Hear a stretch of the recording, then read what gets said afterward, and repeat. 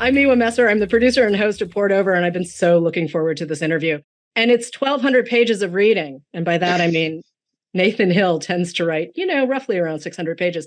But these are big-hearted, broad-shouldered, amazingly funny coming-of-age stories. The Knicks was, 2016 was the Knicks? That's right, 2016, Oh, yeah. good.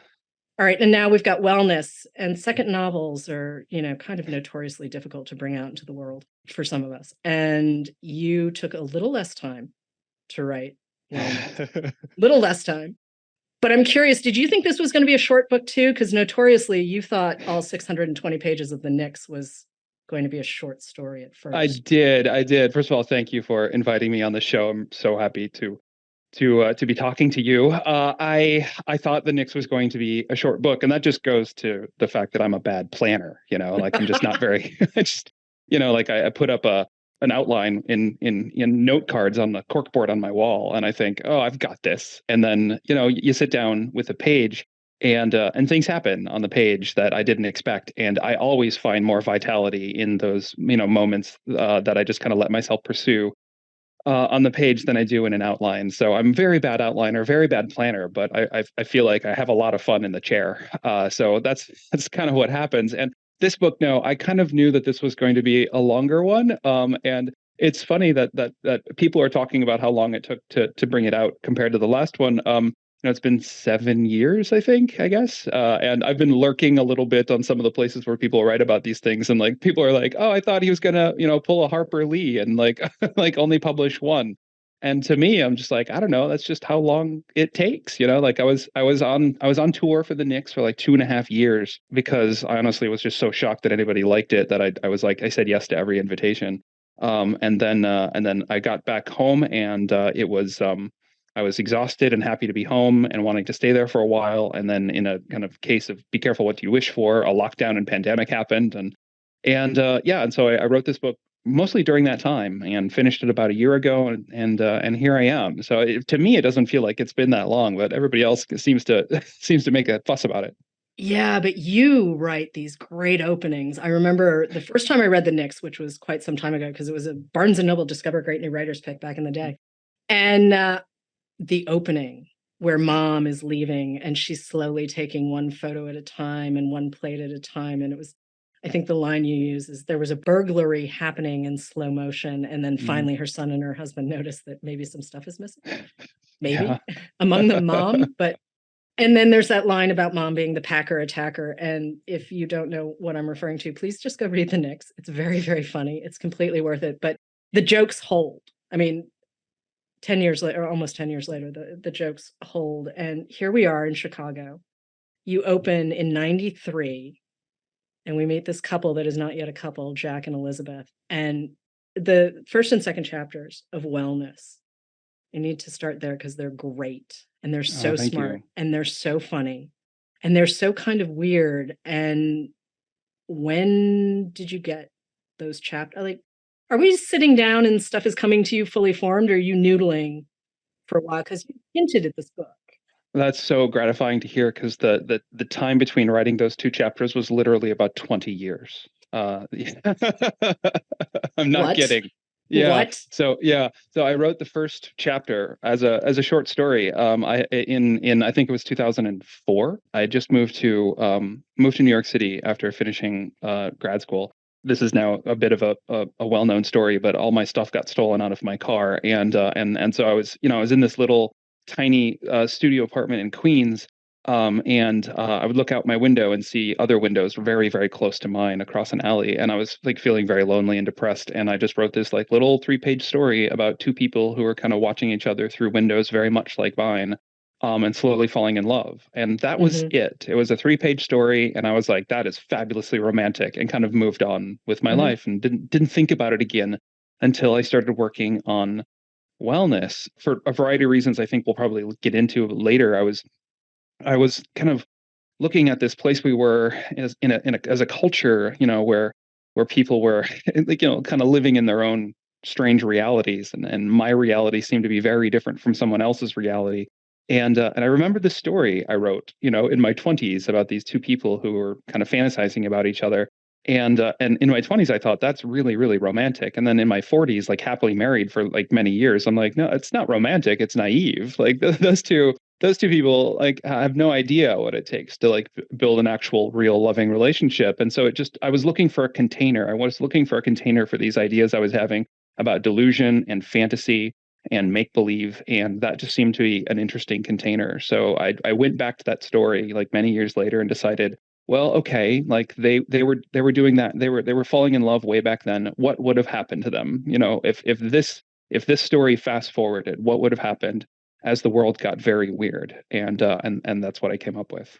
I think marriage is such a great container too, because you can come at it from so many different directions. And, there are the people who believe in it until, someone dies. And then there are the people who are like, it is the worst invention ever. And then Yeah. like no one, I really don't feel like we have a consensus on marriage. And I don't think we should have a consensus on marriage. To be perfectly honest, I think it's one of those Hmm. things where it can work for some people and that's great. And for others, yeah, not so much. I Yeah. mean, Right. if you're on marriage number 4, you might wanna consider why you keep like, you don't yeah. Yeah, and I also like the idea of the evolution of like the marriage story, where like once upon a time it was about like whether or not they'll get married, and now this book is like, should we even have marriage? Like, should that even exist? I think it's a legitimate question. I think it's a Yeah. really, really legitimate question. I mean, at one point, I have a note, and this is sort of early in the book. I have a note that says Jack is fully unprepared for Elizabeth. Mm-hmm. And I mean, it's probably around chapter 4 or 5, and Yeah. this dude has no idea Yeah, he's and in you're so love, right but he about has that. no idea what is barreling down. And I love Elizabeth as a character. Please don't misunderstand me, but this dude is fully unprepared. And, we find out lots of things about both of them. But so you've got the container, you've got this Hmm. idea of marriage, which, again, talk about the pulse of the 20th and 21st century, right? Like we could take our culture's pulse in a Yeah. way based on Yeah. how we view marriage and family and all of these other things. And then Right. you give us these two characters who are really, they're messy, but they're wonderful. And Thank you. when did they show up? How did they show up? How did we get here? Well, they're both sort of different versions of me, I guess. I mean, Hmm. Jack comes from kind of the hinterlands of the Plain States and kind of longs to go to the big city because he wants to kind of be this avatar of this like, I don't know, fancy artsy guy that he wishes he was, and so he thinks like, well, if I go to the big city and go to art school, that'll kind of create the person I want to be, and he's kind of embarrassed of this like rural background that he has. And I grew up in the Midwest. We moved around a lot, but mostly, lived in the suburban and rural kind of parts of the Midwest. And my extended family are all, Iowa farm families. That was definitely kind of inside me. I felt like this pull to like move to Chicago, move to New York City. And so, that those kinds of qualities, and especially those kinds of like, kind of juvenile and naive qualities, that I recognize now in myself and from my teenage years, kind of I gave to Jack. And Jack's also kind of the guy I am when I'm feeling a little insecure, like, and maybe get a little clingy, like that's I gave that to Jack. And then Elizabeth is kind of the version of me when I'm feeling overwhelmed and I need to kind of back off, and I need some alone time, and she's the person who loves research, loves learning, loves reading, and that's also me, as you can plainly tell from the bibliography in this book. And so I kind of just kind of divided them up a little bit, and in this way that I thought they would play off each other really interestingly, that their relationship would fall into patterns that almost they couldn't even help. And it didn't feel forced. I mean, sometimes I worry too, like if I'm getting deep into like the whole, marriage thing, sometimes stuff doesn't feel as organic as maybe it might in real Hmm. life. And again, that's partly partially craft, that's partially, what the reader's bringing to it. It's a million different things, right? But Hmm. in this case, I was like, yeah, this weirdo couple totally would have ended up together. Like just the way you set it up and that come with moment. Mm, I'm just gonna leave that hanging in the air because yeah, that's just what a terrific way to set up what actually becomes a complicated relationship. Like you said, yeah. they are both so naive, they have no idea what it takes to actually be the adults in the room. Right. But I wanted to create this opening fanfare, this like what, 30-page, 35-page part Yeah. one that is so romantic that it would be sort of the Eden that they always long to get back to. It would turn into a kind of fantasy, a kind of story that they would tell repeatedly and come to define them. I was almost thinking about like what if Romeo and Juliet didn't die at the end of the play? What if like what if they moved away and had a family, and like Juliet like didn't really like motherhood, and like Romeo didn't like his job, and they would look back and they're like, we're freaking Romeo and Juliet. And at some point, like that story about them would become constricting to them because they couldn't grow out of it. And that's sort of my thought for Jack and Elizabeth, that they have this story that they tell about themselves that they're having trouble then evolving out of. I think every couple has that story, though. I do mean, we too, meet yeah. other couples throughout this book. There are a couple of different zingers. Everyone has the story that they tell themselves and that they want to present to the world. And it's that collision, obviously, that makes the novel interesting. Yeah, I right. mean, separate master bedrooms, okay, fine, do whatever you need, but separate entrances in case the marriage goes pear-shaped and you still need to share space because you're broke. It's just the way you talk about money and class and access and gentrification. You do it through the lens of this marriage in ways that are really kind of clever. I mean, Jack does have this moment where he's really young and he's going to have great success. And then, well, let's say he doesn't make the most of the opportunity because yeah, right. Jack. And he just kind of muddles his way through, and Elizabeth is off being Elizabeth and everything else. But the structure of this novel, again, you've got these really tight chapters. I cannot believe I'm describing a 600-page book as a page turner. But I really did want to see what was going to happen to these two. I really did want to see, because you put them in some scrapes. You that put a frog in a pot of water and it won't know that the temperature. Yeah, right. They don't know. The reader knows, but they don't know. So you have a tendency to let yourself go down rabbit holes, which is great. But how do you control the work and how do you keep it? Because you could have gone in 17 other directions. We're already covering art, the theory of art, real estate, gentrification, marriage. We will get to the book's title in a little bit. But I mean, you're covering a lot of ground, parenthood. I mean, how do you keep it from going off the rails? It's a real headache producer, for sure. And I knew the structure of this book was going to be tricky because when I set out to write it, I knew I wanted to write about a couple, but have three main characters: a husband, a wife, and time. And I wanted to tell a story that was flexible with time, so that we could get to know these characters sort of in the same way we get to know the important people in our lives, which is backwards and forwards at the same time.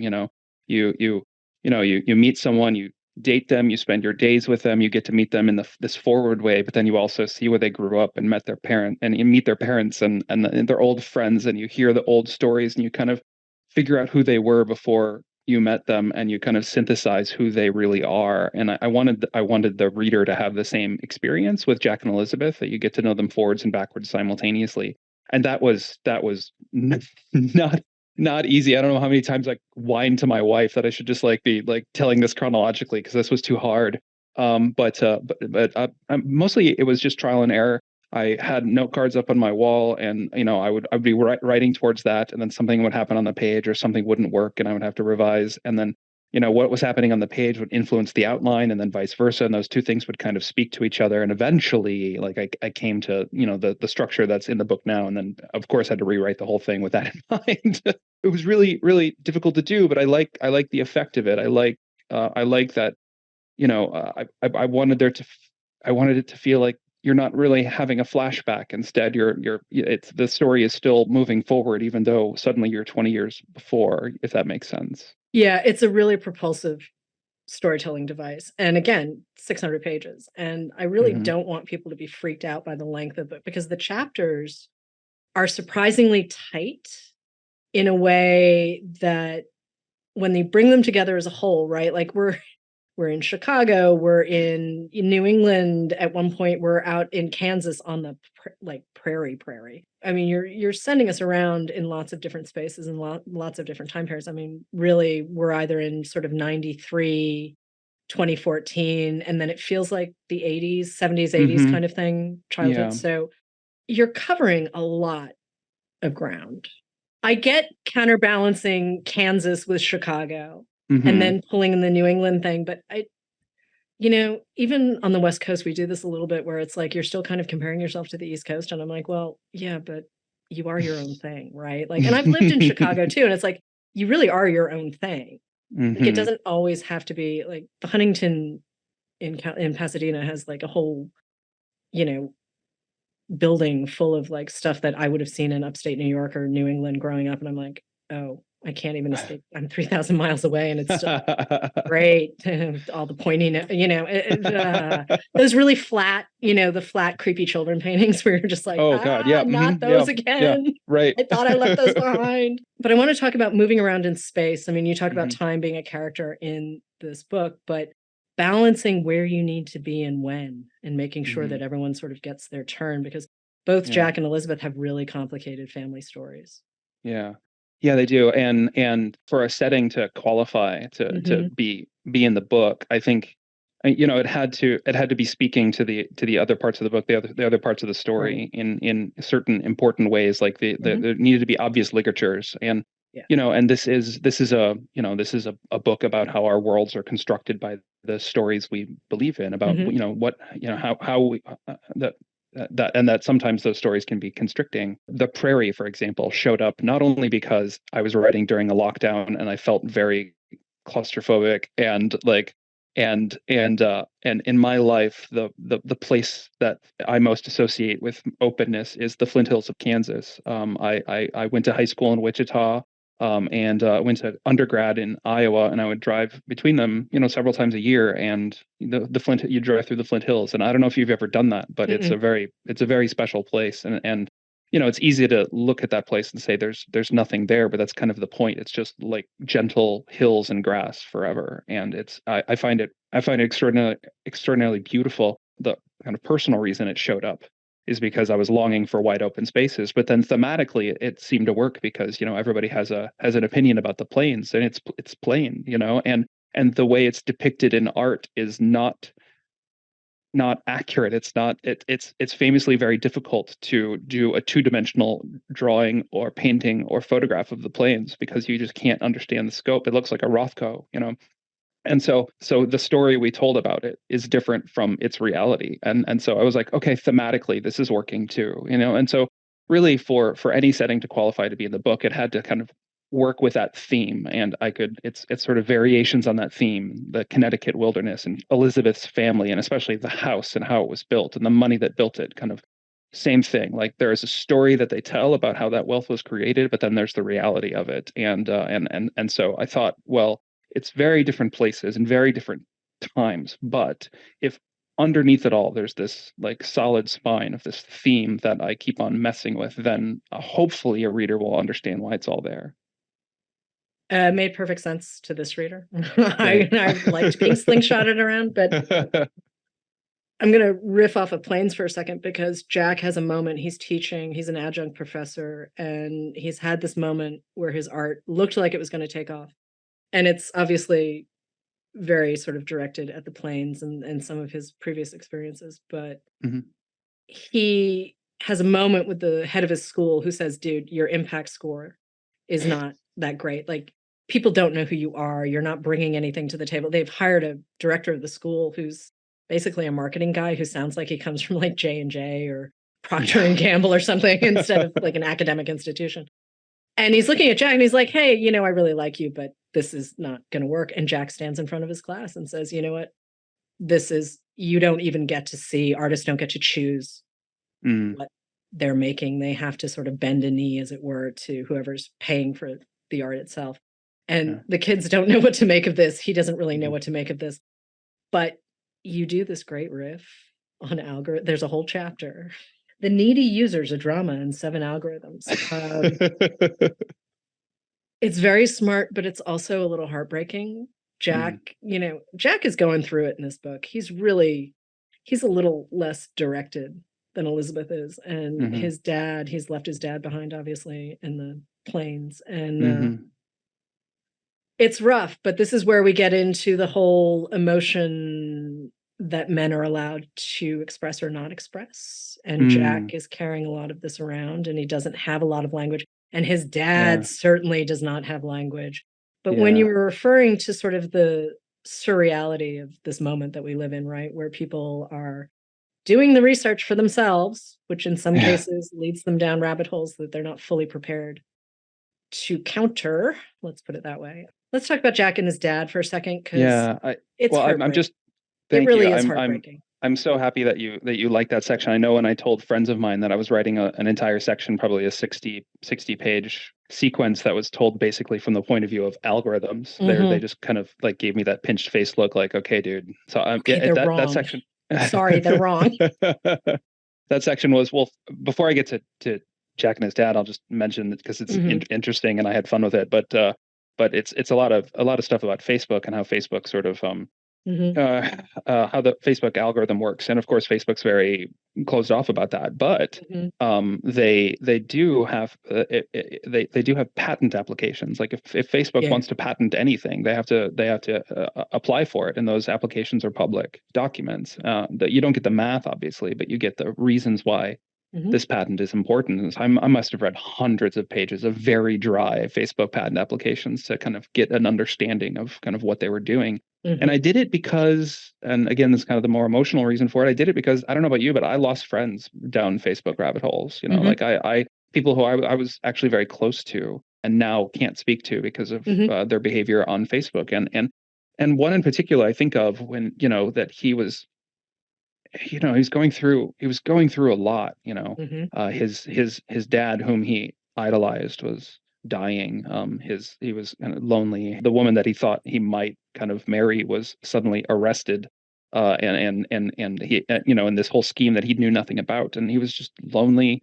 And suddenly he found Facebook, and wow, he went down rabbit holes. And my sense was that it gave him a sense of control over a life that felt out of control. And I think you're exactly right that he was an older dude who just could not express himself. Like the tenets of masculinity means that you can't express weakness. Mhm. And so instead he created this sort of this comical avatar of strength. And Mhm. he believed all the conspiracies, and so I really mourn those people that I lost because of Facebook, and so that whole section was sort of Mhm. this attempt to kind of understand it and try to see it from their point of view.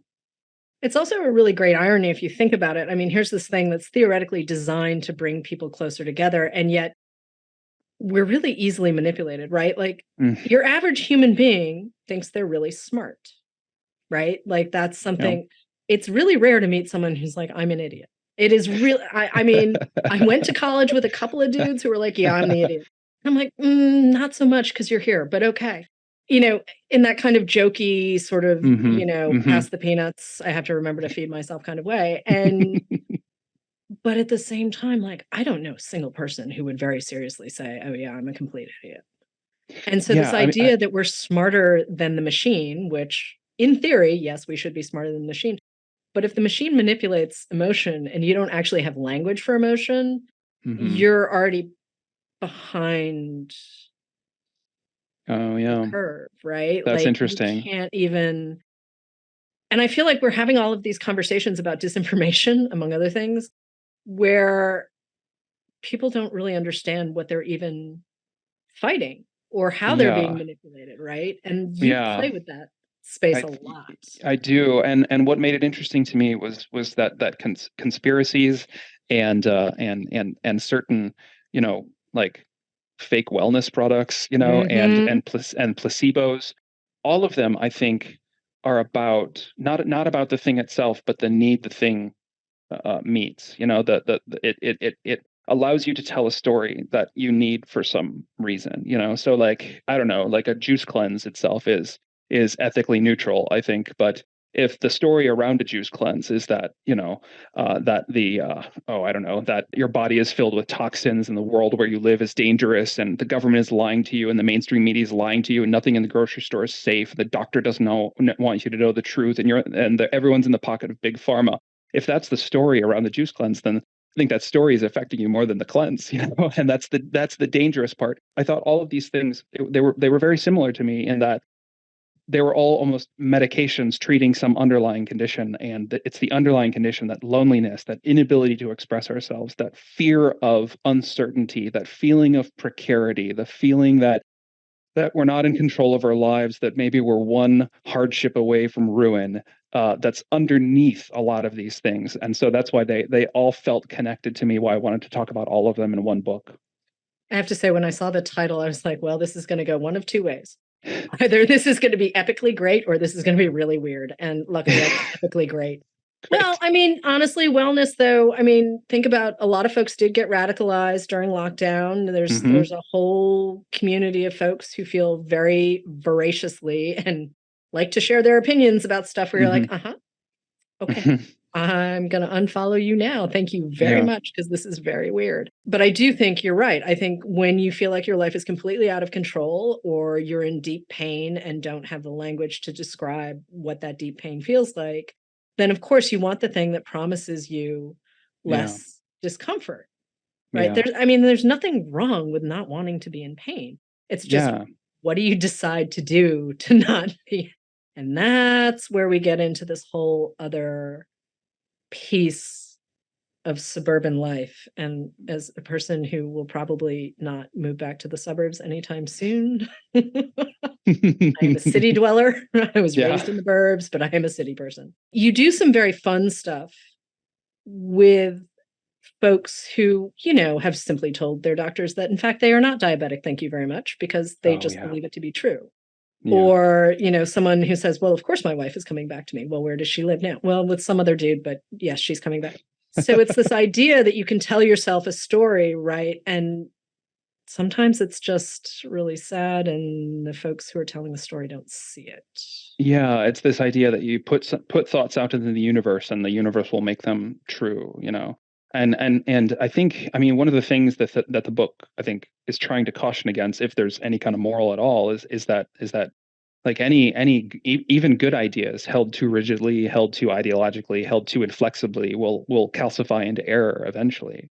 And so the stuff about putting good thoughts out in the universe, like it's I think it's perfectly supported that if you feel directed and confident, and that good things will happen, if you think good thoughts and you have positivity, that good things are maybe more likely to happen. But where that calcifies into error was when you start believing that it's actually a universal law, and then that can lead to all sorts of harmful behaviors. Like I shouldn't get insurance, because if I thinking about insurance then makes me think about bad things that might happen, and that's going to make those things happen. So I shouldn't do that.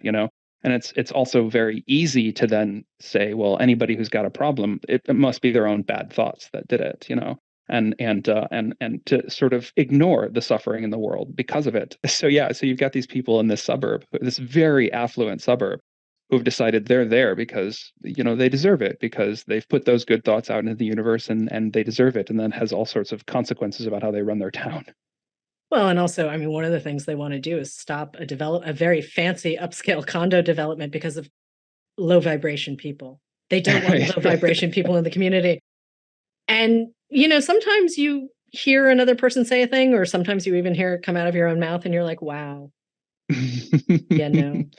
I'm not talking about any specific suburb in Chicago here, but I am, kind of reacting to like a generalized, pulling up of the drawbridge in certain affluent places. Like you hear stories about places that declare themselves like a wildlife habitat for some wolf that hasn't been seen there in a long time, just so they won't have to have affordable housing built. That's happening all over the place.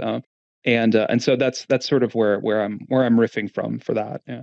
Yeah. No, yes, we've talked about the planes, and we've talked about but there's a universality to the details of these characters' lives. Difficult parents, or coming of age, like there are pieces that echo a little bit of what you've done in the Knicks, certainly. To a lesser extent. Yep. I can see Jack and Samuel hanging out, maybe not always willingly, but I can see them sitting in the same bar, maybe nursing a beer, staring at the wall kind of thing. Me too. We're in a similar orbit, right? Like the idea, right, that the placebo effect actually can work.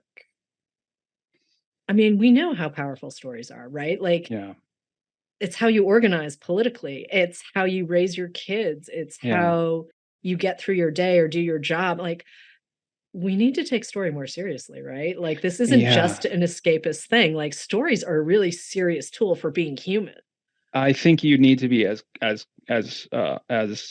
concerned about the stories entering your mind as the chemicals entering your body. Like. Yes, why not? I mean, then again, I mean, I live in two cities where the air is maybe, it's not Delhi, but Yeah, I prefer. All right, so the placebo effect is just it's a physiological response to symbolic mhm, cues, and right, it's the body's response to finding meaning, which is why some researchers call it the meaning effect instead of the right, placebo effect, which I actually I prefer, because mhm, it's you're not responding to the placebo itself, you're responding to the story around the placebo. And one right, of the most interesting studies I've seen on this is on acupuncture.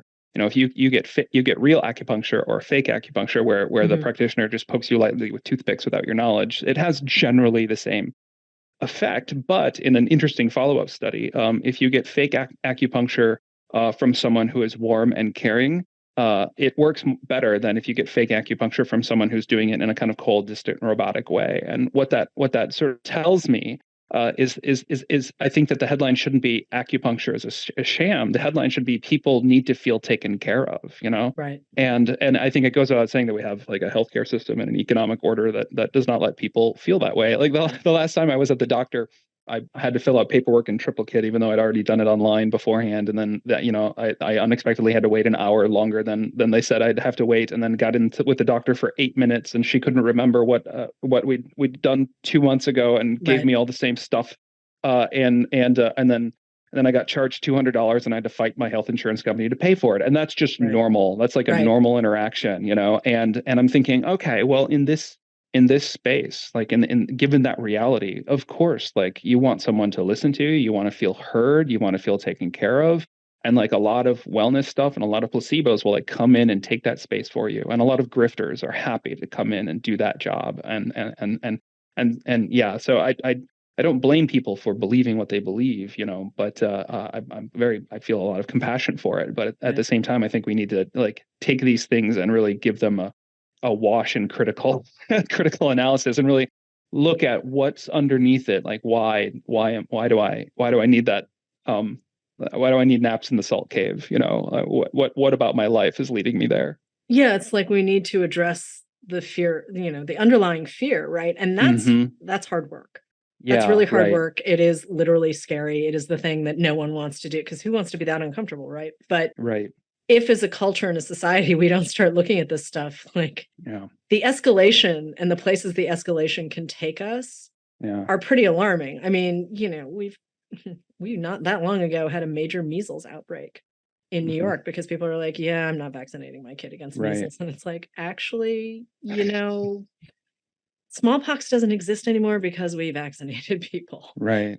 And it's, again, folks are feeling, on the edge of all sorts of precipices, and feeling really pulled and stressed and all of these kinds of things, which does open us up for this desire to find, a Yeah. solution. But, like, And what is the and solution really? You well, know? I mean, and I feel like managing information is a big part of it. Mhm. Like I think people can be led astray as easily by true information as false Yeah. information. Like in this Yep. book, Jack is kind of a victim of misinformation because he's listening to all these like health bros on the internet who have no idea what they're talking about. Lawrence is a victim of disinformation. Like he's going down political rabbit holes, and sort of believing people who are actively trying to manipulate and harm him. But then there's Elizabeth, who is sort of a victim of what we might call information overload. Yep. When we have access now, which we do, to any information at all times, you've got the world's knowledge in your pocket. Like if you approach that without context and wisdom, it will drive you crazy. Yeah. Like it's driving Elizabeth crazy in that section that I call the unraveling. I think that's a big part of it. A big part of Mhm. the education here needs to be about contextualizing information. And it always drives me crazy when some I don't know, clickbaity story shows up about some new health study that had like I don't know 30 participants, and it found some interesting thing about some new molecule. Now everybody's eating like, I don't know, 9 Brazil nuts every day, or what have you. It's just like that's not how this is supposed to work. It's all supposed to be very incremental, and we shouldn't make big judgments off of small studies. But that's just not how our information ecosystem works.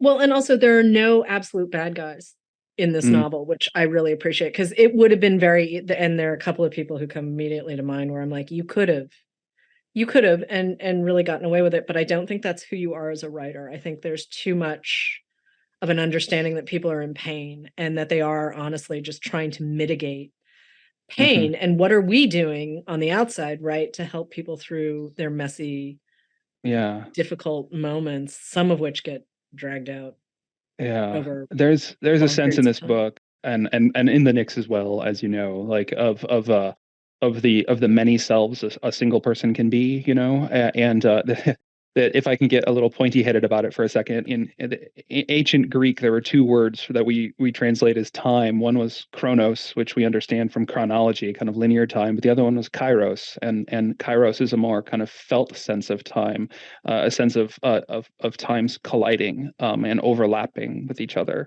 So for example, I walk down gentrified Wicker Park now, and it's an encounter with Kairos. You see the building that was a turn of the century sweatshop turned into a warehouse, turned into an abandoned shooting gallery, turned into the set for the real world, turned into a gym, and all these times, all these are layered on top of each other when you walk through a place that's changed as dynamically as that place has. And I kind of think we ourselves are kairotic creatures, like when I'm having a fight with my wife, I'm not only responding to like a local condition, but in some ways, I'm also like that like scared 4-year-old who was injured in a certain memorable way and kind of told myself a story that I thought would prevent that harm from ever happening again. Like, and I think all these beings sort of overlap on top of each other. I think that's inevitable. I think that's fine. But if you're not aware of it, then you can accidentally nourish some of these older selves that maybe you shouldn't be nourishing anymore. Yeah, I mean, there's some moments. There's a character, one of our suburban moms, Brandy with an eye. She says some stuff. She and Elizabeth are sort of scrapping over, mental states, right? And Hmm I'm going to preface this by saying sometimes lipstick on a pig is just lipstick on a pig. But it's clear that she genuinely believes what she's saying, and she is organizing her life and her family's lives hmm around these principles. And in the grand scheme of things, she just wants to have a nice life Yeah. for her children and hmm herself and possibly her husband. Yeah. Possibly. But, you know, at the same time, there are moments in the book where I'm like, are we done with you? And that's on me. That's not on the character. That is totally on me. That is just me saying, okay. But I absolutely believe where she's coming from. I believe where Lawrence is coming from. There's a couple of other characters that we haven't even mentioned that I absolutely understand where they fit into this world and how they approach it. And I think, you know, you're remarkably not cynical for someone who's also writing about tech and gaming. I mean, gaming from the Knicks, obviously, and algorithms hmm and what, and how we can, well, manipulate ourselves with story. hmm How do you end up not being cynical in this day and age? Come on, seriously, dude, how? What? I should probably reveal that like my first drafts are often cynical, and Okay, and all I right. become a better person on the page through revision. I think George Saunders talks about this really brilliantly in his book about writing and craft and Russian short stories. Wait, it's About here how. somewhere on the shelf. Yeah, it's back here too. There it is. A swim in the pond in the rain. And I love what he says about when you're writing, you're trying to bring your best self forth, and that best self is never present in one draft, but in a second, third, fourth, when you've fiddled with the words 100 times, suddenly all of those best selves of Mhm, kind of appear on the page, and I like that self, and like that right. self is like more generous and funnier than I am in real life, but it's aspirational, and yeah. And so it's just, I don't know. I just find it a more comfortable place to view the world is to try to find those stories that are lurking, like somebody's a jerk, but like how are they just trying to avoid some injury that happened to them long ago? Like that's, I don't know, just kind of more interesting to me.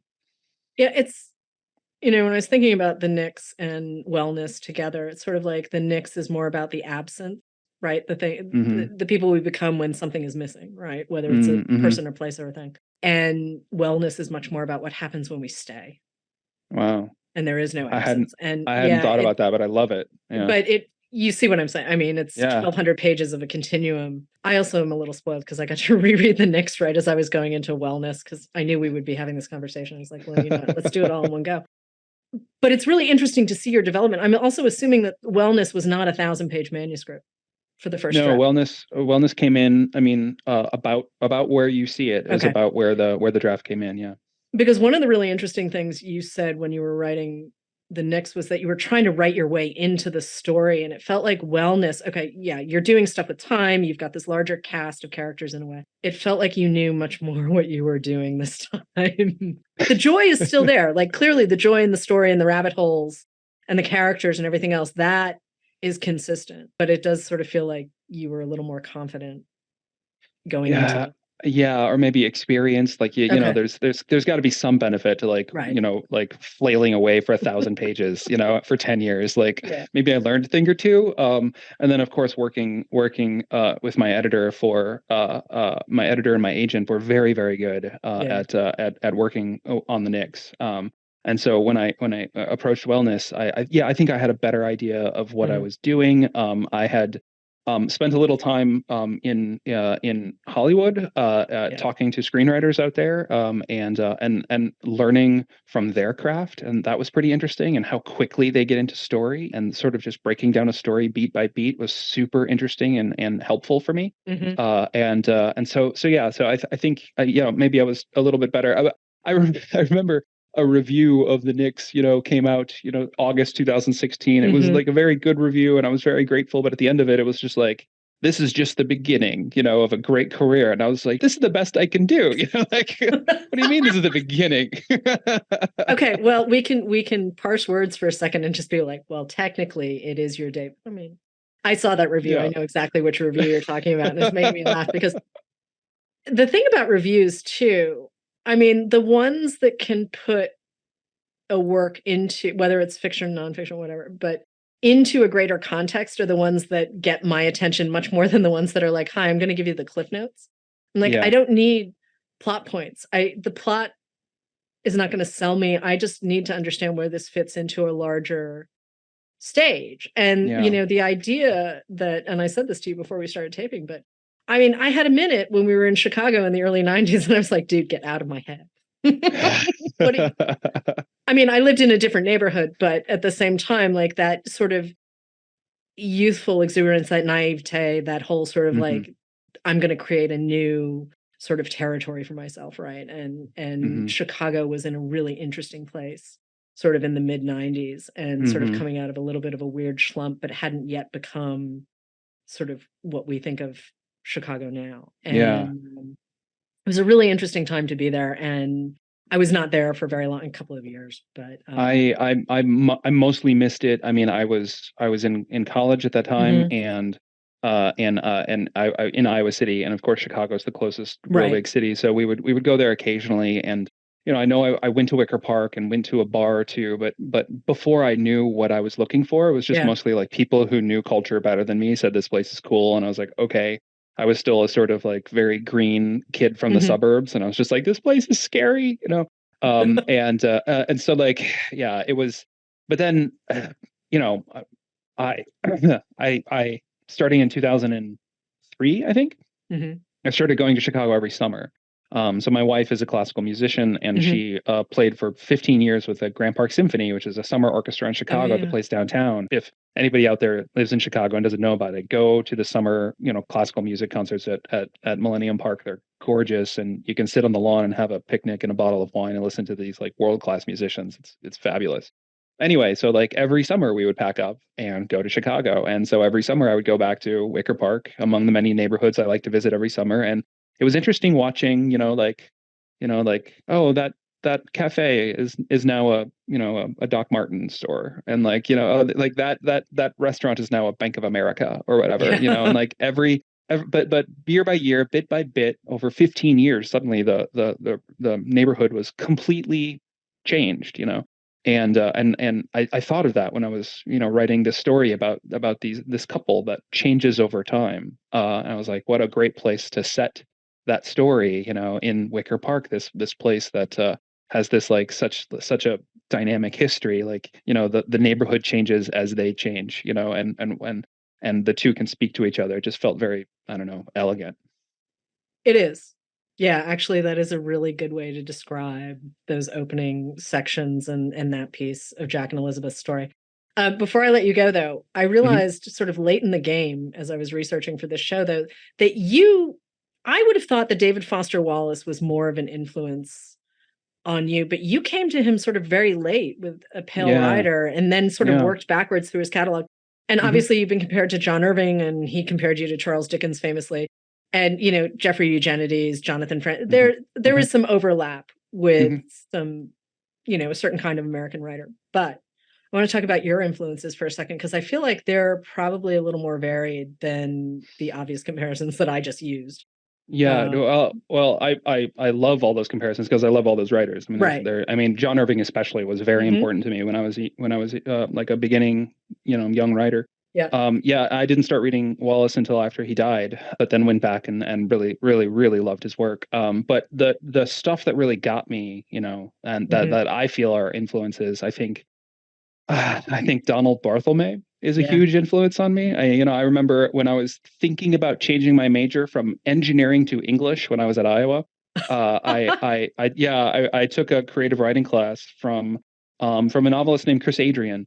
Oh, And he's fabulous. Yeah, he is fabulous. So I was his student when he was a grad student at the Writers Workshop, and I don't even know if he knows that, but He knows now. yeah, right.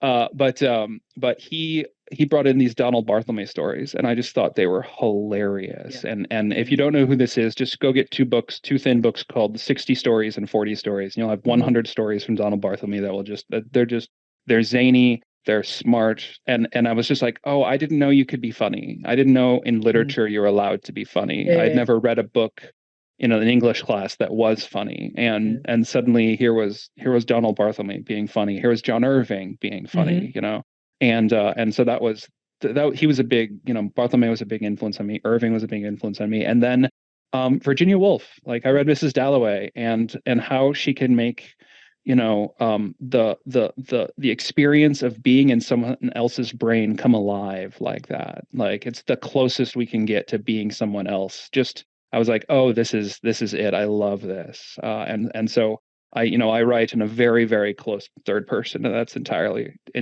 because of Virginia Woolf's impact on me.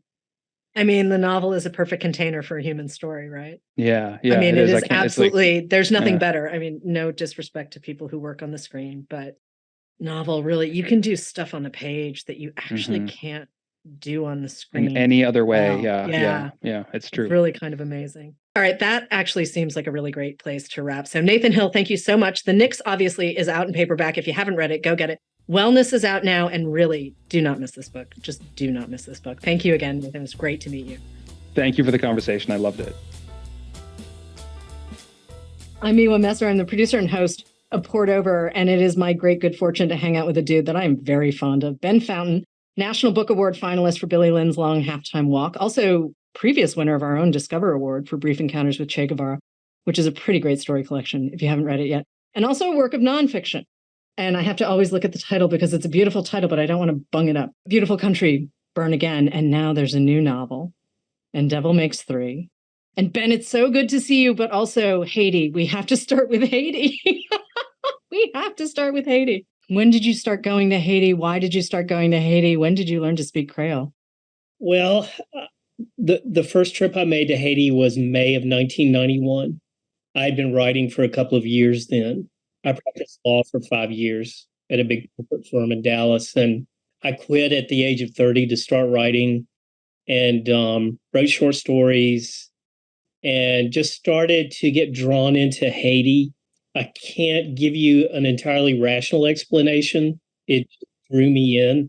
It seemed like politics was constantly on boil there, and it seemed like such an intractable place. Why can that country seem never to get its legs underneath it?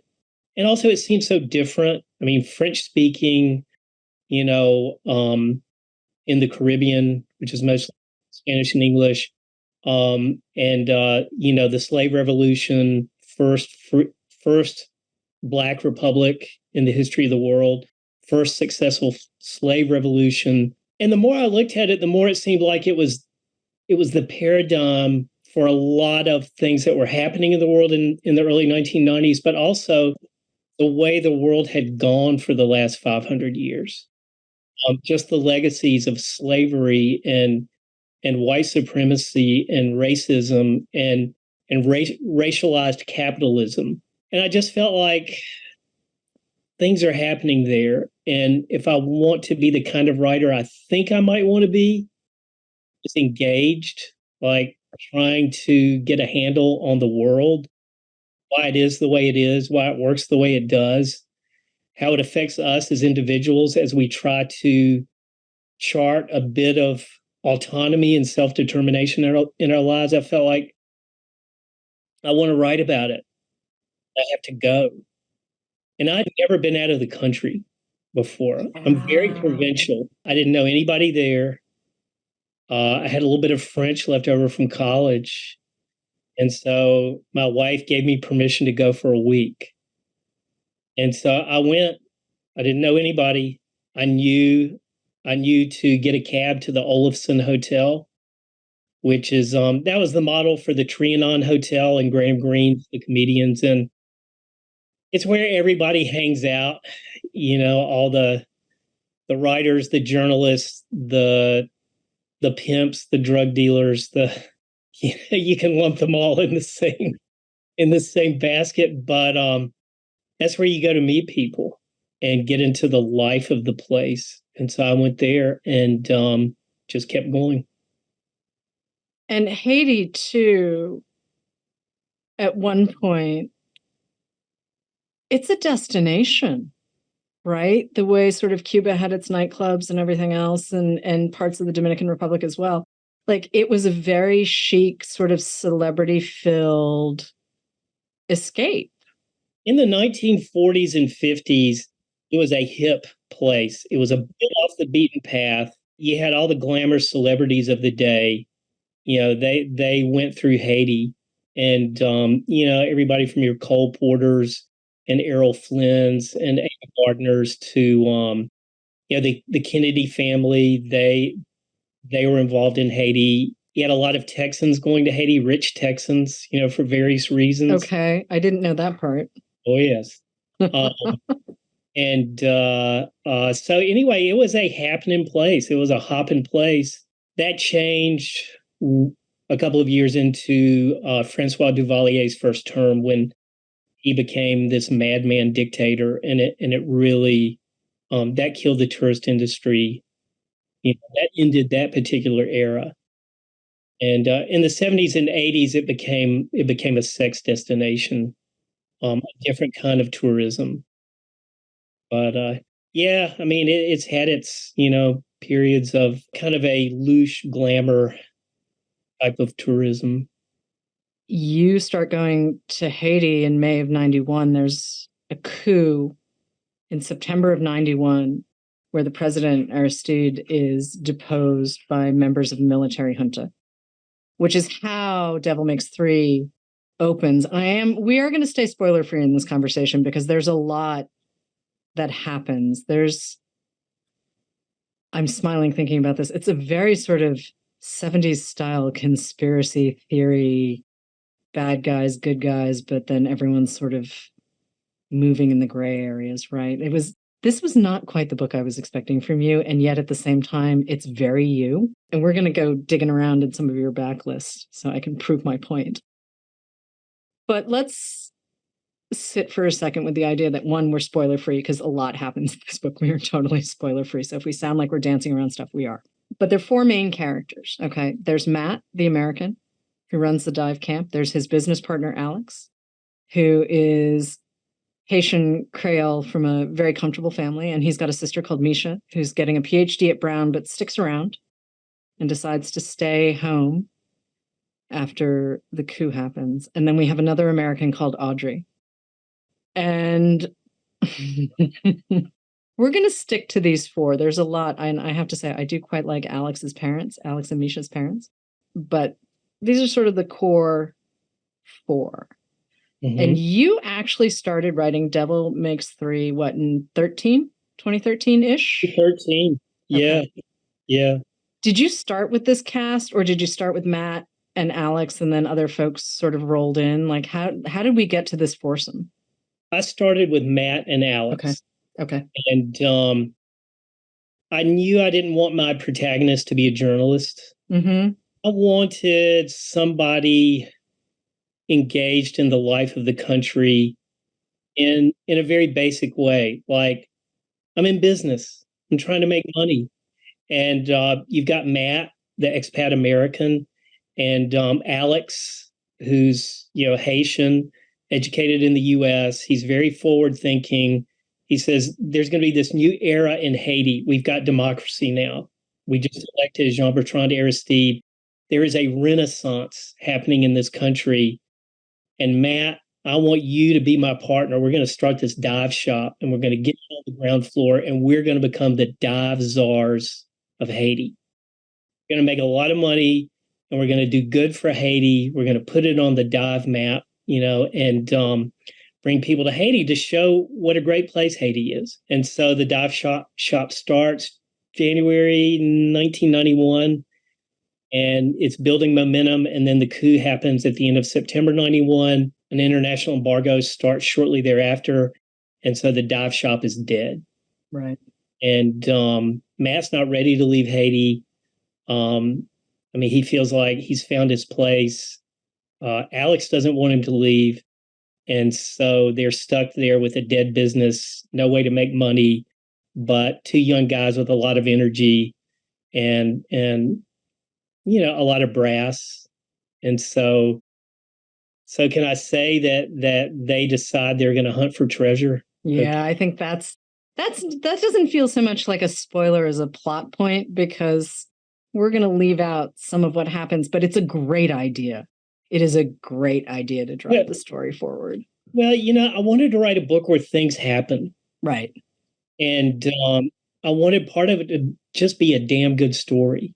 And I felt like the dive shop, exploring colonial shipwrecks, looking for treasure, that's very fertile ground for getting into, a lot of rip and yarn stuff for one thing, but also getting into some very heavy stuff. Right. Like colonialism, the legacy of it, history lives in the past, how these things are not dead. They are living forces, in our present lives.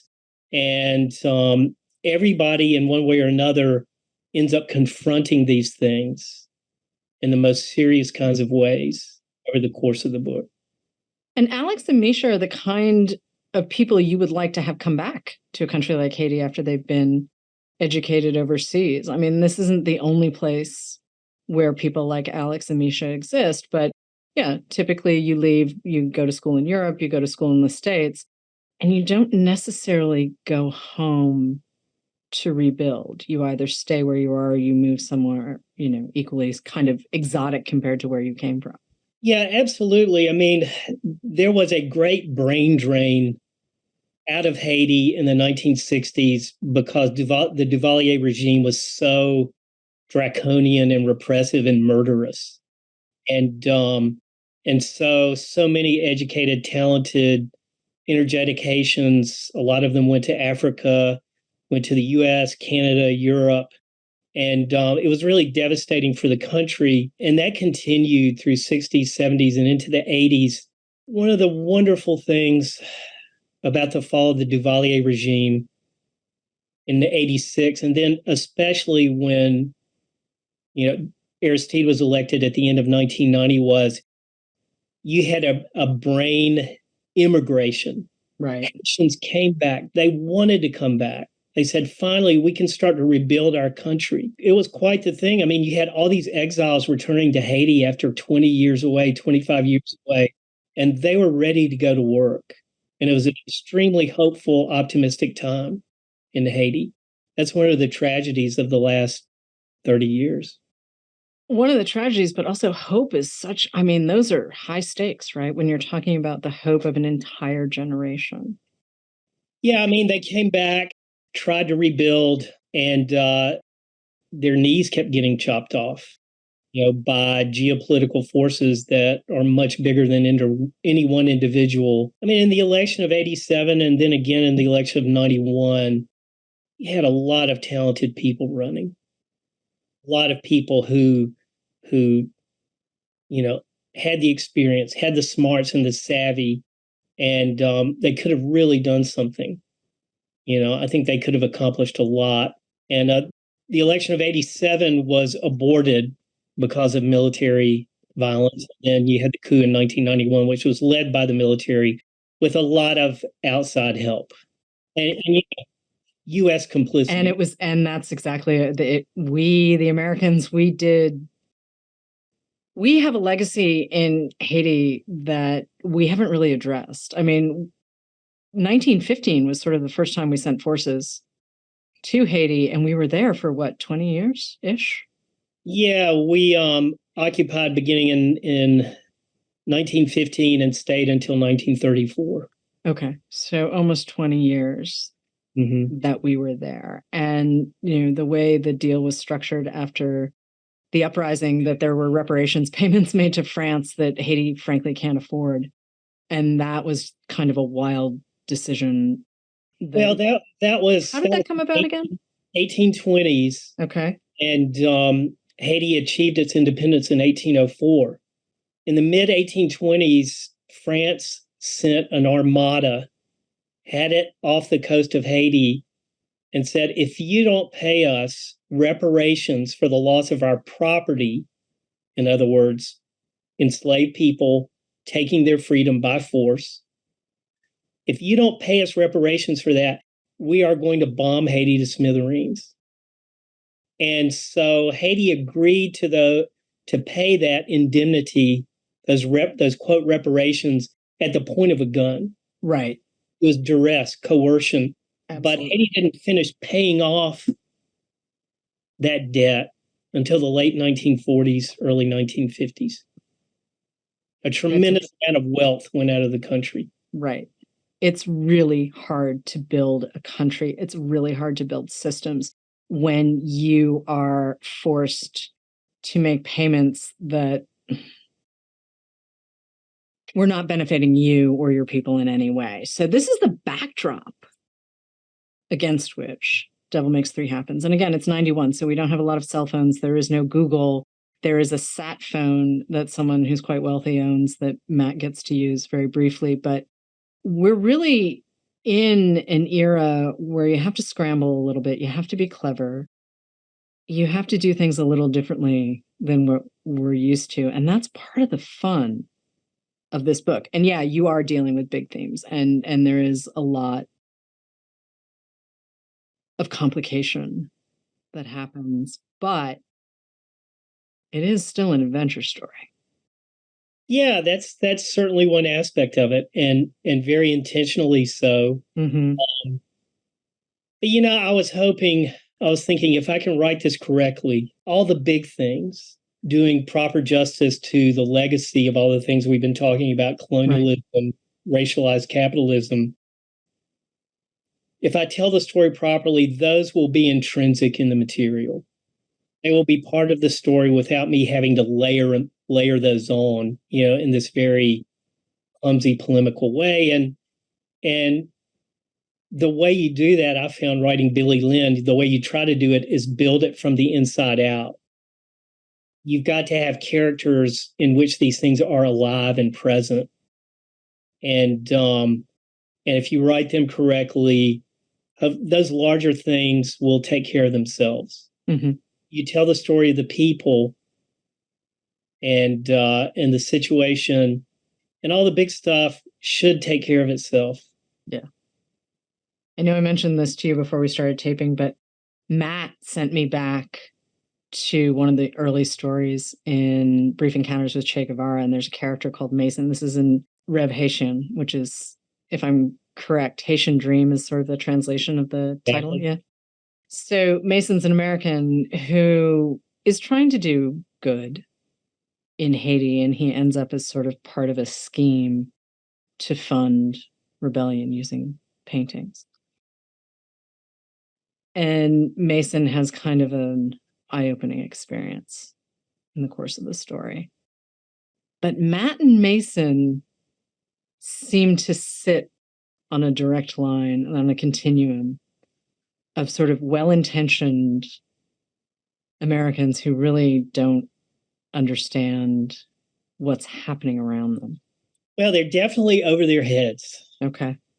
Okay, Mason went, he's an observer with an international group monitoring human rights. He's a lawyer by training. He specifically goes to do good. And he's got some education and training and all this. Whereas Matt is kind of a random American dude who shows up in Haiti, and he's a dive guy. He's a college dropout.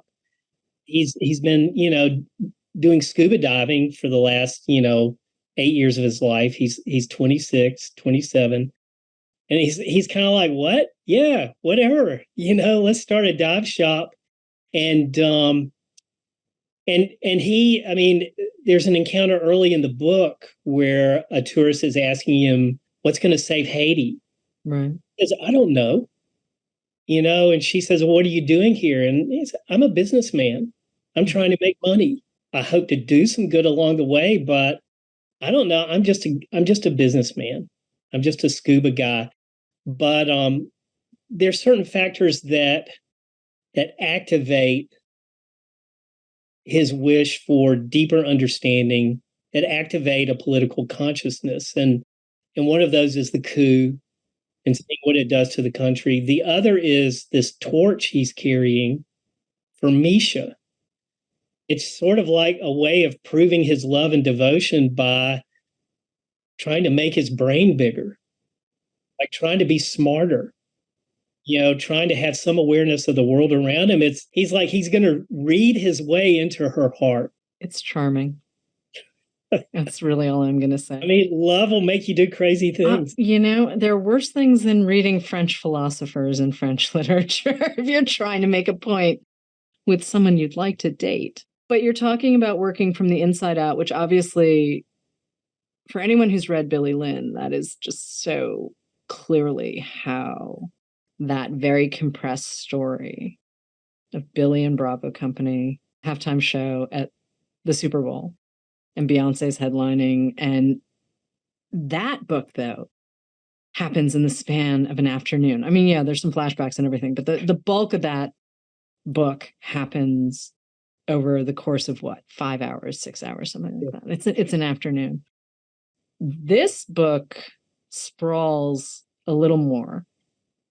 It moves. I don't want anyone to have the idea that it moves, but structurally, you set yourself up for a really different writing experience.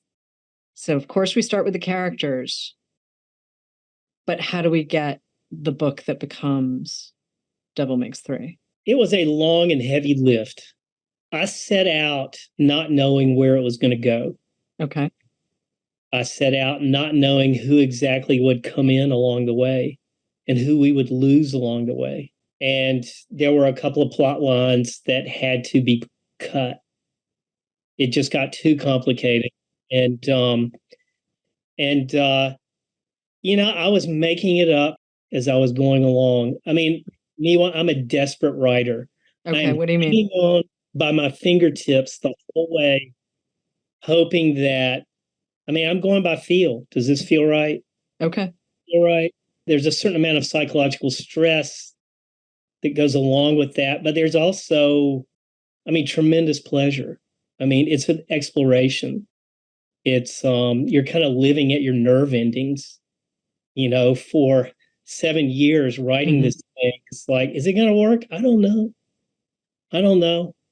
It feels all right, I think, some days, some weeks, some months. So I didn't know. It was a process of figuring out the story as I'm writing it. I'm laughing, though, as you say, desperate writer holding on by the fingertips. You sort of famously were featured in this Malcolm Gladwell piece from the New Yorker in '08 of late bloomers, which part of me thinks, well, of course, late bloomers, but okay. So this piece, your career sort of jump starts when you're just shy of 50. You've got this great collection of stories.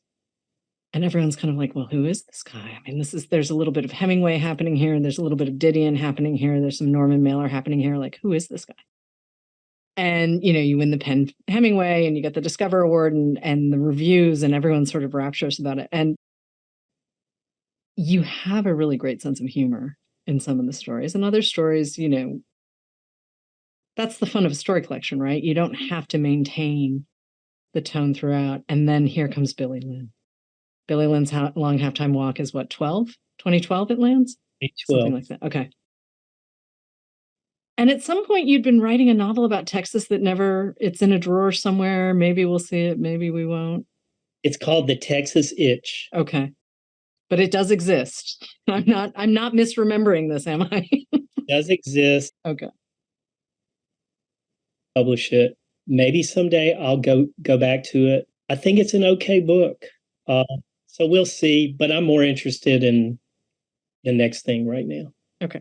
Here's a novel you start in 2013.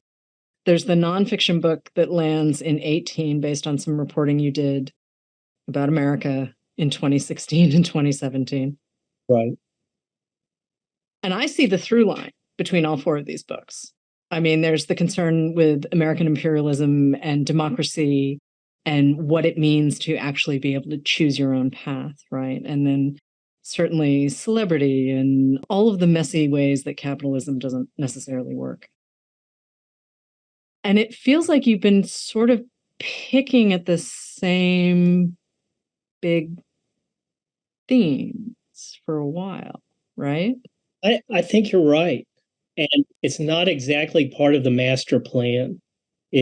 It's me feeling my way along, trying to get some understanding for myself. Why is the world the way it is? Why does it work the way it does? Who wins? Who loses? Who suffers? Who gets the pleasure? Who gets the goodies? Who bears the brunt? To me, these are urgent questions. I mean, for my own moral sense of how to try to live a decent life. So I will say this. I mean, I worked for Devil Makes 3 for 2.5 years, and it wasn't going well. Then The Guardian called in late 2015 and said, do you want to cover the election for us in 2016? And so I said, yes. I jumped on it because, okay, I had this, pile of junk over here on the garage floor. And I thought, oh, I'll jump and go for the shiny new thing. I ended up spending 3 years, a year working for The Guardian, and then using that work as the basis for Beautiful Country Burn Again. And so when I went back to Devil Makes 3 in 2019, I don't know, I felt stronger.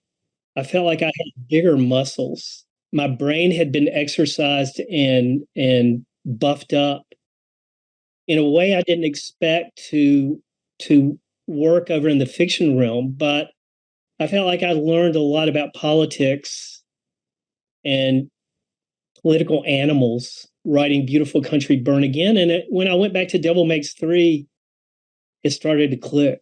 And I really don't know if I could have written Devil Makes 3 in a way that might be successful if I hadn't done Beautiful Country Burn Again before that. I mean, I would argue that American imperialism, some of us have applied it to parts of our own country.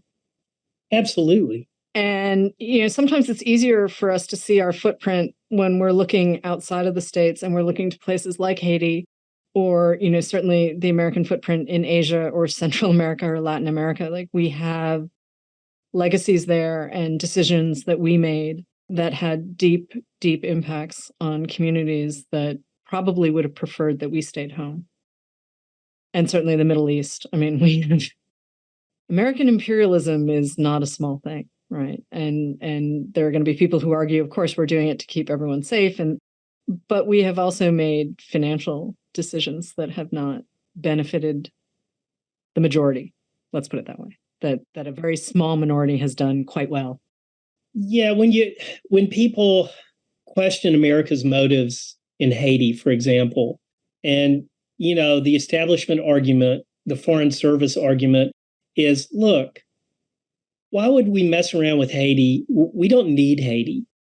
Haiti is not a national security threat. We are really trying to do good. And that is certainly true of a number of individuals I've come across over the years. Their hearts are in the right place. Even though we don't need Haiti, we can certainly find uses for Haiti. What do you mean? It can be a profit center. Okay. For such a poor country, you can make a ton of money. Mm-hmm. In Haiti, you can make it, through garment factories. You can make it through making baseballs. You can do it through agribusiness. I mean, over the generations, a lot of Americans have made a lot of money in Haiti and exerted tremendous influence over the domestic politics of the country, to the detriment of Haitians and to the great benefit of their own profit interests. So that happens over and over again. I mean, America invaded Haiti in 1994. There are a lot of good reasons for that. And that election did, bring Aristide back for the short remainder of his term. And there was a free and fair election that followed that. I think that was a well-intentioned, intervention. I mean, these things are always so touchy and problematic. Mm-hmm. But that was one case where it worked for a while.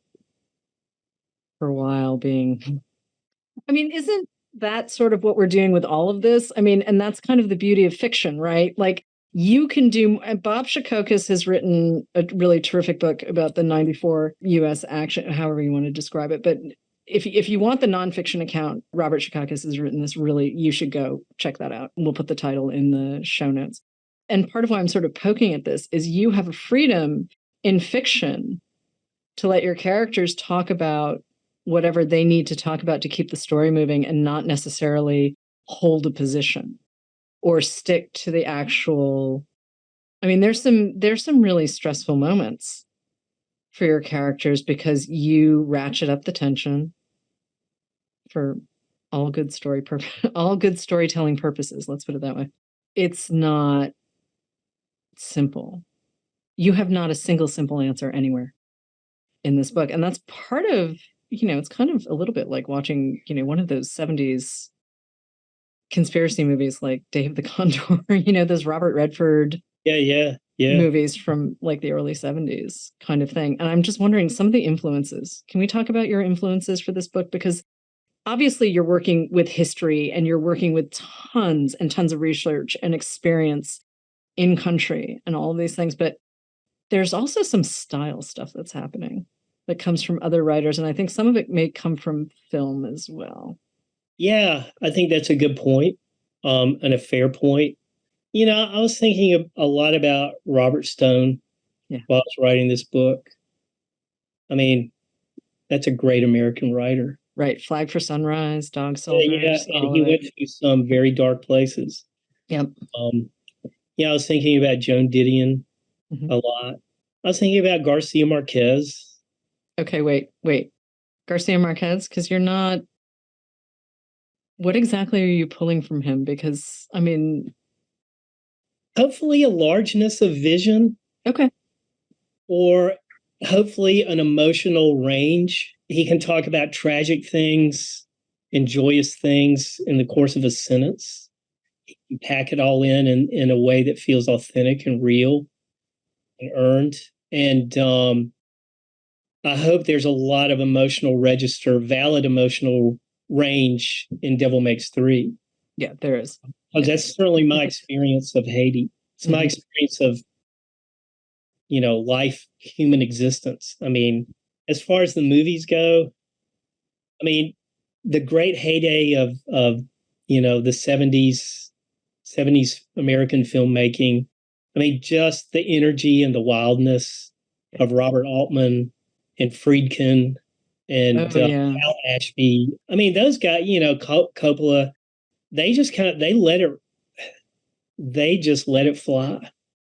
And so I wanted to get that energy in here too.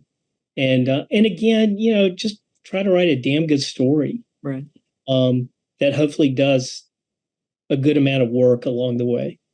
I mean, I've always believed that our art should reflect what we're thinking about, who we are, where we want to go. I mean, I'm not sure I've ever really believed that art for art's sake is enough for me as a person who consumes art, whether that's reading or watching films or listening to music or whatnot. I just always feel like there needs to be some sort of context, and we're the context, right? Like the world that we've made is the context, and we should challenge some of that. We should be able to say, I mean, part of what's heartbreaking about Devil Makes Three is Alex just really believes democracy is going to fix everything. And he's so hopeful. And he's building he's built a factory and he's done all of these things. Well, a lot of people did back then. The gospel was democracy plus capitalism, a certain kind of capitalism, free markets, open trade, globalism. It's gonna create worldwide prosperity. That was, and I actually put it in a formula at one point in the book. Audrey, the CIA case officer, this is the way she articulates it to herself, in the form of this mental equation. The last 30 years have shown it doesn't work that way. It's a lot more complicated and for certain groups deadly. Deadly, I mean literally lethal for many people across the globe. Also what you were just saying made me think too of the opening story in Brief Encounters, where that college student, he's studying birds, is mistaken for a spy. Yeah, near extinct birds of the Central Cordillera. Again, I can see the roots of Devil Makes Three in Brief Encounters. Yeah, it's like culture clash, worlds colliding. I mean, here you have a PhD student in ornithology. He gets mixed up in Colombian politics. And so you put these two things together and just see the sparks fly. There can be a lot of energy in those situations, a lot of fertile ground. And so that's happening all over Devil Makes Three. Yeah. Who's a spy, who's not a spy, who can be trusted, who can't be trusted. There are some minor characters who are absolutely fascinating, who could hold their own, and they play the part that, they're meant to play in this book. It's a big cast, ultimately. I know I started with the core four, and they really are the drivers of this story, but we meet a lot of very interesting, smart people who have a lot to say. Yeah, I mean, it's kind of a wild book. It's not what I especially intended to write, but it seemed to me to follow these threads and develop them properly. These were the places I had to go. I mean, I didn't expect to get into the scholarship of the Black Atlantic.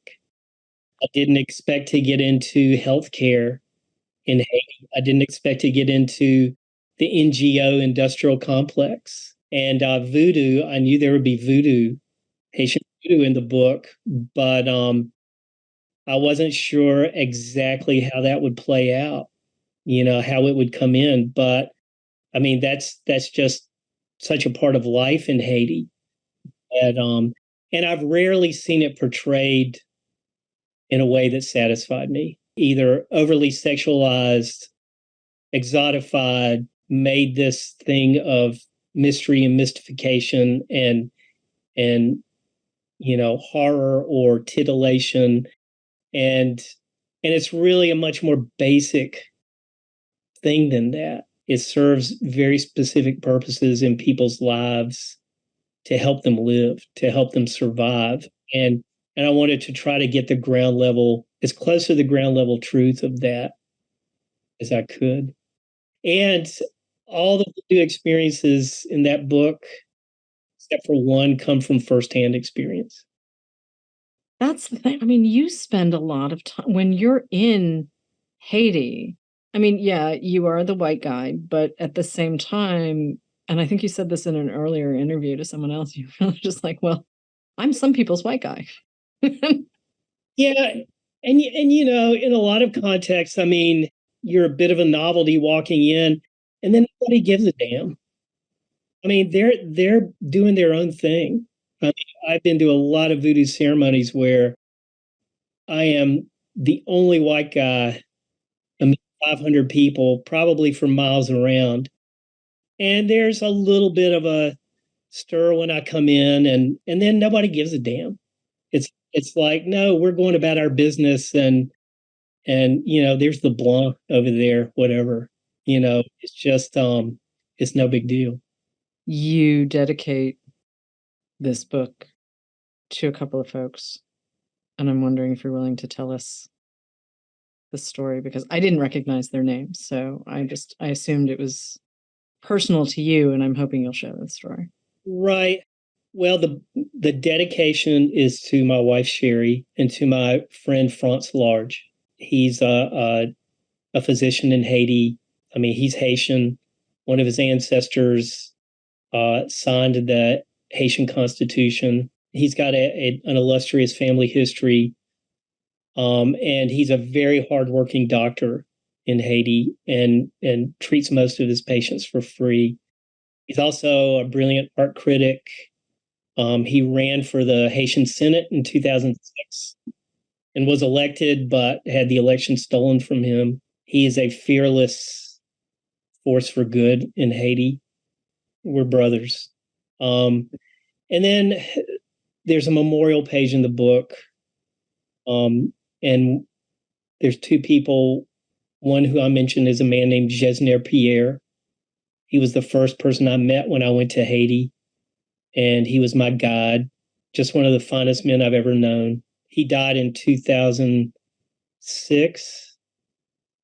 And then my friend Gary Downey, he was an American expat, went to Haiti with the Peace Corps in his 40s. He had it with corporate America, ended up marrying a Haitian woman, staying there. And he was a dear friend, a wild man. And he passed away in 2014. So people who I love very much. And all part of the story, and all part of the context for you being able to write this book. Very much. Very much. I mean, it's not so much research as just the way you're living your life. Right. And the people you meet along the way, and you have relationships with them. You come to love them, care about them, and you're connected, and you aren't going to walk away. I mean, I couldn't imagine doing that. So, throughout, I've been very aware throughout the writing of this book that, I mean, am I appropriating? Am I transgressing? Do I have the right to write this book? I think those are all live issues. Mm-hmm. And I thought about them every day while I was writing this book, and I continue to think about them. And I'm quite eager to have conversations about these things. Do I have the right to write a book like this? You could flip that question. Having seen what I've seen, having gone where I've gone, do I have the right not to write about it? Mm-hmm. Mm-hmm. I mean, I can't think of anything more important than what's going on in this book. I mean, the legacies of racial capitalism, slavery, economics, geopolitics as they play out in our own time, and how they affect lives of individuals. To me, I mean, if I wasn't going to write about these things, then I'll go write about China patterns or something. I mean, something esoteric like, 5th century Byzantine coins. I don't know. I mean, I can't imagine writing anything else. I think I've also been reading you for so long that I can't imagine you writing about anything else. I mean, again, this goes back to the stories for me in Brief Encounters with Che Guevara, that all of these ideas have been here since you quit your corporate law job to write. I mean, you did the thing that so many people talk about doing, and I still love this idea that Sherry was like, yeah, you can go for a week. Let's see what happens. Let's do this. But she also said, hey, 10 years seems like a reasonable amount of time to put into this. And you sort of got in under the wire. And then there were some years where things didn't quite work, but you've really, this has been your thing since what, 80 what, 88? 88. It's embarrassing. I mean, I should have. It shouldn't be embarrassing. No, embarrassing is not the word we want, Ben. I should have so many more books out. I mean, I've made my peace with it. It is what it is. But, I've had a lot of failure, Miwa. Yeah, but. Of course, in my writing life, perhaps those were necessary failures. Ultimately, it is what it is. I look at your body, the collective body of work that we now have with these 4 books. And, okay, one, I'm looking at a lot of pages here because also, I mean, Devil Makes 3 is a little bit longer than Billy Lynn. Yeah. It doesn't read like it's longer. I don't want people to think, oh no, what is this woman getting us into? But I was a little surprised when the galley landed on my desk. And I was like, oh, okay. I was too. It's awfully okay. It's awfully thick. I mean, as I was writing the book, I kept thinking, I need to cut. But there was this impulse, compulsion, or sense of let it be what it needs to be. Right. And we'll see what happens. I do think it needed the space. I think partially too, it's being set in the Caribbean, and there is a slightly different sense of time. And, we have this idea when we're in sort of on the mainland of the States where everything has to happen sort of very quickly, or certainly like if you're a New Yorker and you go out into America, it's like, oh, right. Time is different. It's completely wild. So it sounds like you just kept surprising yourself as you worked on Oh, absolutely. Okay. Surprising myself and then having to work a lot to fulfill the surprise. I mean, when Misha started becoming who she was, she really made me work to try to do her justice. But it was a pleasure. I mean, it was a lot of work and it was angst and all that, but and uncertainty, like, can I do this? But it was tremendous pleasure too. I mean, and that's a big reason I think why we do these things. We write to try to figure things out, to explore. I mean, we never know enough. I don't know about most writers, but this writer always feels like he needs to learn more, know more. Yeah, I can see that. Okay, listen, we're, of course, bumping up on time, but I wasn't necessarily going to mention this, and now I kind of have to, because when you and I were chatting before we started this conversation, I mentioned I really don't like Audrey, and I understand why she is the way she is, and I understand why she does what she does. But, I mean, you made her. Can we talk about this woman for a second before I let you go? Because I get it, and it works for the story, but oh man, there were times where she made me itch. Well, she makes herself itch. For what, she's a rookie case officer, and she is into being a case officer of the CIA. She's eager, she's hungry, she's got tremendous energy. She wants the world. She wants mastery. I mean, she wants to prove herself, and she wants to be at the top of this game. And it's not all, personal achievement. She feels she has a very strong patriotic bent. Mm-hmm. She talks about her father a lot and his military service and then his public service as a judge. And she is sincerely motivated by love of country. And she sees herself, she's quite aware of the moral ambiguity of certain things she does and involves herself in and perpetrates. And that is, okay, what is the moral stance of yourself when you are doing next to worst things in order to prevent the worst? You're getting your hands dirty. You are consciously painting yourself for what you perceive as the greater good. You're taking that burden on yourself. And she's very aware of this. She's like, okay, this is what I signed on for. There is some really unsavory stuff I'm getting involved in, but it's for the greater good. I am making this conscious decision. And not only that, she goes out and sees the consequences she's doing. And she experiences a fair amount of conflict, and she challenges her coworkers. Okay, can we please tell them to lay off the atrocities for a few weeks? It's really disgusting what our people are doing out there. I mean, so within her realm, she's trying to hold the line. But I mean, she developed in ways I didn't expect. Yeah. But the moral ambiguity and her awareness of it and how she deals with it. So I'm fine with the moral ambiguity part. I just think that her decision about what the greater good actually looks like is so limited, and she has no idea how limited it is. And that's the piece where I'm just like, listen, listen, Andrea. But again, that's part of the fun of this book. And, I'm not making light in any way of the situation or the context of Devil Makes Three. But at the same time, like, we have to be able to look with clarity, with open eyes, whatever metaphor you want to use. We need to be able to look at people's choices and their behaviors and their idea of context. And that's where this book sits for me, right? That's where this novel sits. See how Misha gets under her skin. Yeah. Oh, yes. Through Alex, Misha, to her exasperation, keeps getting thrown together with Audrey. Right. And Misha, gives it to her. Yeah. Misha is the one person who really gets under Audrey's skin.